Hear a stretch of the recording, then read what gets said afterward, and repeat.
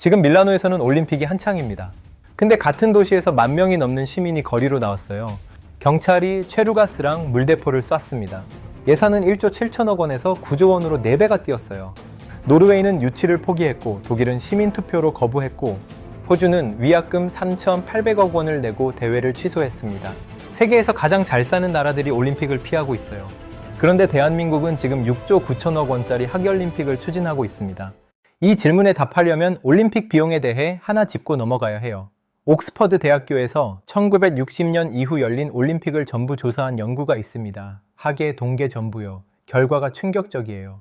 예산을 초과하지 않은 올림픽이 단 한 번도 없었습니다. 대부분이 아니에요. 전부예요. 평균 초과율이 172%. 이게 감이 잘 안 올 수 있으니까 쉽게 말해 볼게요. 집을 짓는다고 칩시다.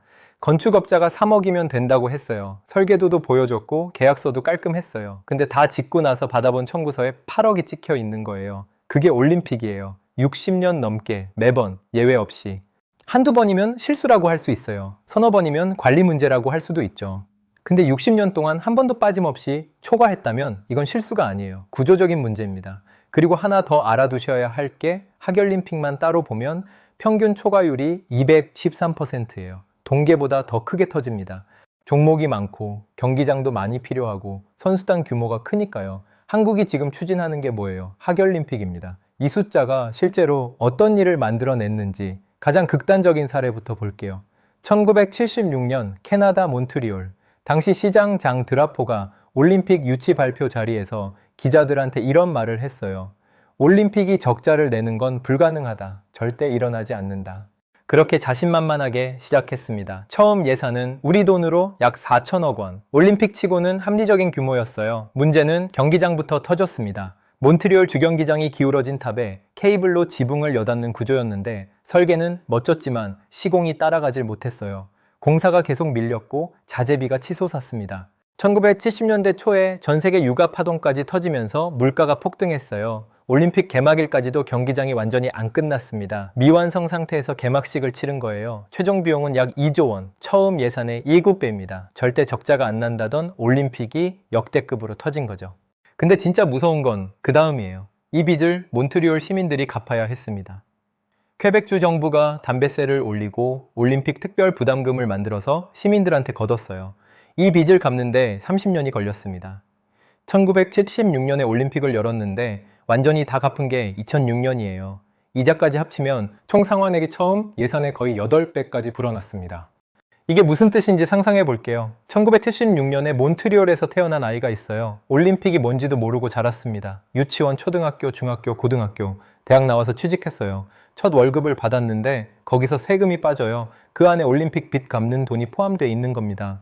이 사람이 30살이 될 때까지 매달려 태어나기도 전에 열린 행사의 빚을 본인 월급에서 갚은 거예요. 몬트리올 시민들은 이 경기장을 큰 빚이라는 뜻의 별명으로 불렀습니다. 올림픽의 자랑이 되어야 할 건물이 도시 전체한테 빚의 상징이 됐어요. 2006년에 빚을 다 갚았을 때 캐나다 뉴스 헤드라인이 이랬어요. 더 이상 빚지지 않는다. 축하가 아니라 안도의 뉴스였습니다. 50년 전 얘기니까 지금은 다르지 않겠어? 이렇게 생각할 수 있어요. 그래서 바로 지금 일어나고 있는 일을 볼게요. 밀라노 올림픽 조직위원회 최고 경영자가 인터뷰에서 직접 이렇게 말했습니다. 준비 기간 내내 비상 모드였다. 마감 기한은 불가능에 가까웠다. 이건 반대 단체가 한 말이 아니에요. 올림픽을 직접 만든 사람이 자기 입으로 한 말이에요. 세계 3대 통신사 중 하나인 로이터 통신이 올해 2월에 보도한 기사 제목이 이래요. 밀라노 올림픽, 예상보다 비용 초과, 준비는 처음부터 끝까지 비상 모드. 검소한 올림픽을 약속했는데 뚜껑을 열어보니 9조 원이 들어간 거예요. 처음 예산의 4배가 넘습니다. 밀라노 거리에서 시위하던 시민들이 든 플래카드에는 이런 말이 적혀 있었어요. 법도 무시하고 빚은 시민한테 떠넘기고 1976년 몬트리올이랑 50년 뒤 밀라노. 시대가 바뀌었는데 시민들이 하는 말이 거의 똑같아요. 바뀐 게 없는 겁니다. 여기서 당연히 궁금해지는 게 있어요. 올림픽에 이렇게 돈이 많이 드는데 그 돈은 다 어디로 가는 걸까요?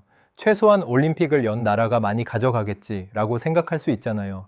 근데 여기서 알면 좀 놀랄 이야기가 있습니다. 국제올림픽위원회가 벌어들이는 돈을 보면 약 60%가 방송 중계권이에요. 전 세계 방송사들이 올림픽을 틀 권리를 사면서 내는 돈이요. 약 30%는 글로벌 스폰서 비용이에요. 삼성, 코카콜라, 비자 같은 대기업들이 올림픽 마크를 쓸 권리를 사면서 내는 돈입니다. 이 두 가지만 합치면 전체 수익의 90%예요. 여기까지는 큰 돈이 도니까 개최국한테 좋은 거 아닌가 싶을 수 있어요. 그런데 이 돈이 어떻게 나뉘는지 보면 이야기가 달라집니다. 국제올림픽위원회가 먼저 약 10%를 자기네 운영비로 가져가요.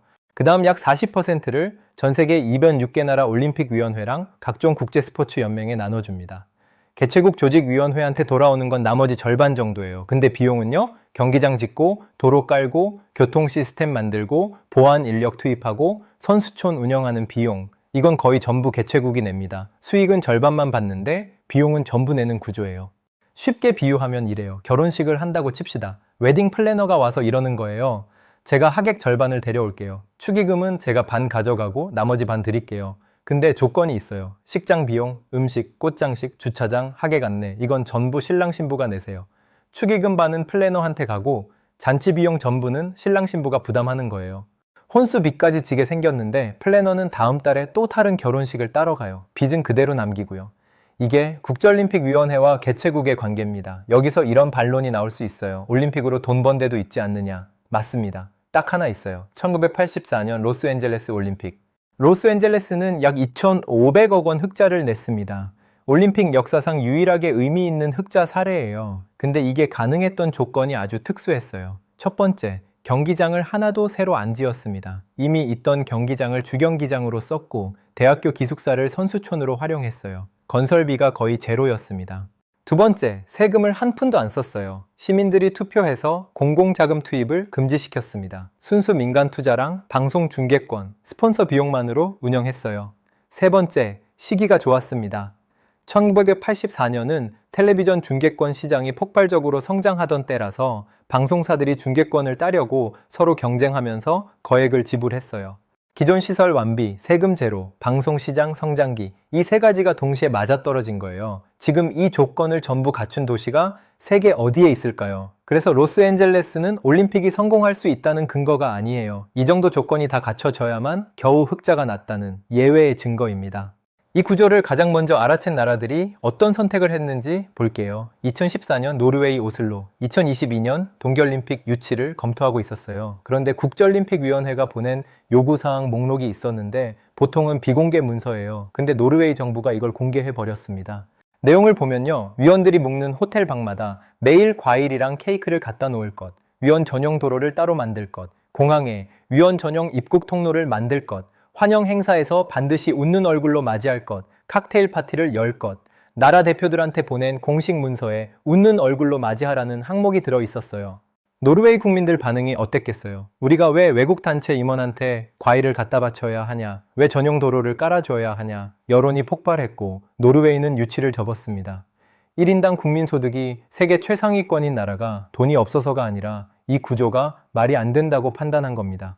같은 시기 독일 함부르크 2024년 하계올림픽을 추진하고 있었어요. 예상 비용이 약 9조 원이었습니다. 함부르크는 시민투표를 했어요. 결과요? 반대 51.6%, 찬성 48.4%.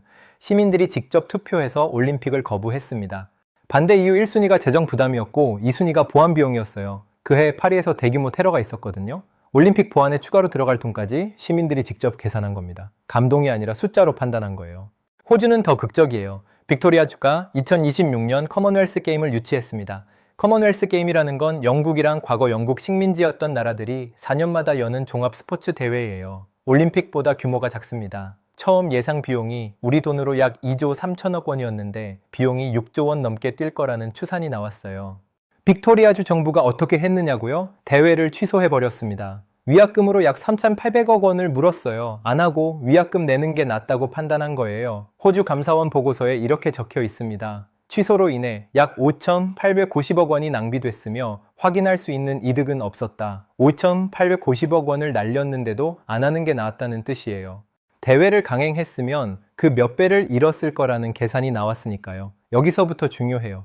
가장 최근 사례를 볼게요. 2024년 파리 올림픽, 파리도 검소한 올림픽을 약속했습니다. 에펠탑 앞에서 개막식을 하고 기존 시설을 최대한 활용하겠다고 했어요. 전 세계 어느 도시보다 관광 인프라가 잘 갖춰진 곳이니까 가능해 보였죠. 에펠탑 앞에서 전 세계가 환호했어요. 그 감동은 진짜였습니다. 근데 프랑스 경제에 남은 건 뭐였을까요? 프랑스 감사원 보고서를 보면 올림픽에 투입된 공공 지출이 60억 유로 이상이에요. 우리 돈 약 9조 원.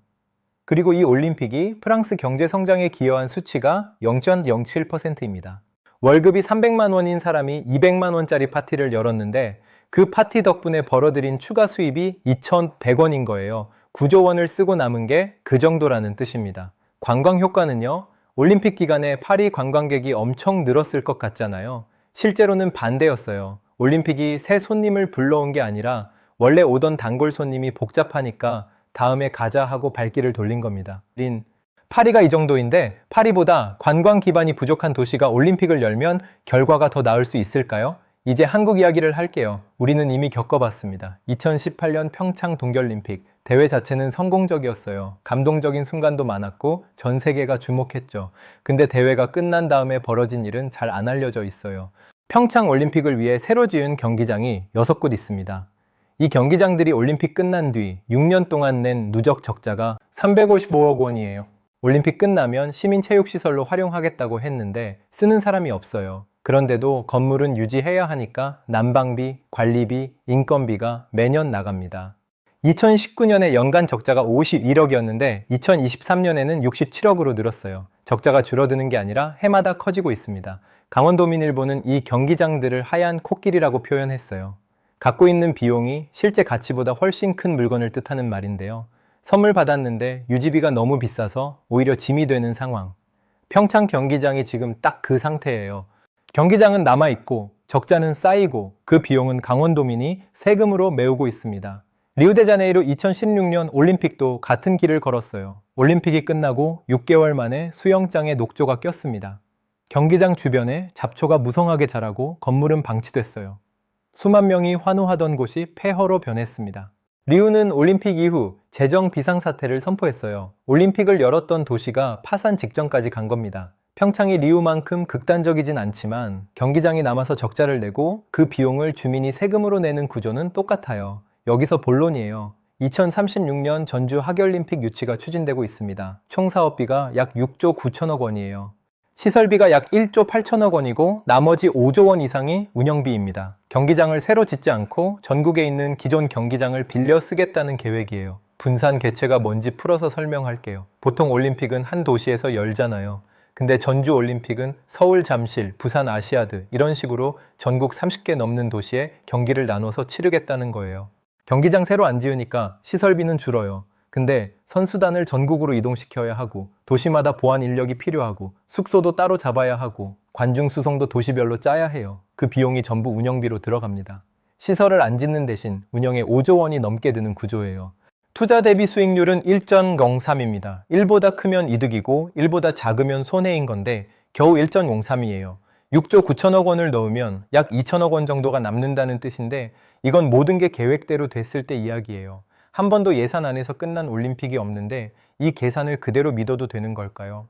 국민 10명 중 8명이 찬성했고 전북도민은 10명 중 9명 가까이 찬성했다고 합니다. 찬성 여론이 높은 건 사실이에요. 그런데 같은 조사에서 반대 이유 1순위가 뭐였는지 아세요? 재정 부담. 찬성하는 사람도 많지만 걱정하는 사람들이 가장 먼저 꼽는 건 결국 돈인 겁니다. 그리고 여기서 한 가지 더요. 전북은 2023년에 새만금에서 세계 스카우트 잼버리를 치렀습니다.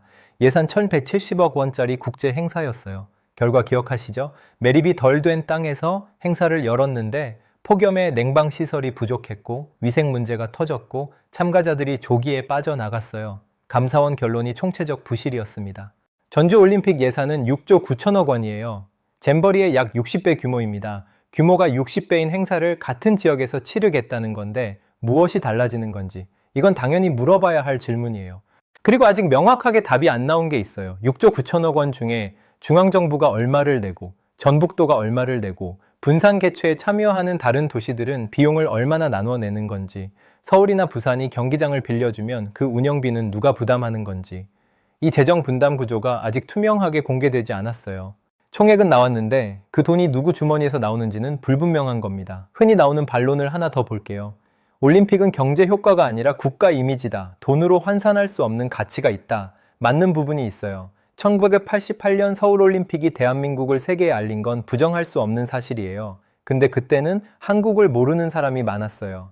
올림픽이 아니면 한국을 세계에 보여줄 방법이 마땅치 않았습니다. 지금은 어때요? 한국 음악이 전 세계 차트 1위를 하고, 한국 영화가 세계 최고 권위의 영화상을 받고, 한국 드라마가 글로벌 스트리밍 1위를 찍고, 한국 반도체가 세계 시장을 주도하고 있어요. 국가 이미지를 올리기 위해 올림픽이 필요했던 시절은 있었어요. 그건 1988년이었습니다. 마지막으로 하나만 생각해 볼게요. 6조 9천억 원이라는 돈이요. 이 돈을 올림픽 말고 다른 데 쓴다면 뭘 할 수 있을까요? 저출산 대책에 쓸 수도 있고, 인공지능 산업에 투자할 수도 있고, 청년 주거 지원에 쓸 수도 있고, 지방 의료 시설을 확충할 수도 있어요. 2주간의 올림픽에 쓰는 것과 수십 년간 국민 삶에 직접 닿는 곳에 쓰는 것, 뭐가 더 남는 선택일까요? 올림픽이 끝나면 선수들은 집으로 돌아갑니다. 국제올림픽위원회도 떠나요. 카메라도 꺼져요. 근데 청구서는 남아있어요. 그걸 여는 건 우리입니다. 이번엔 열기 전에 계산부터 해볼 건가요?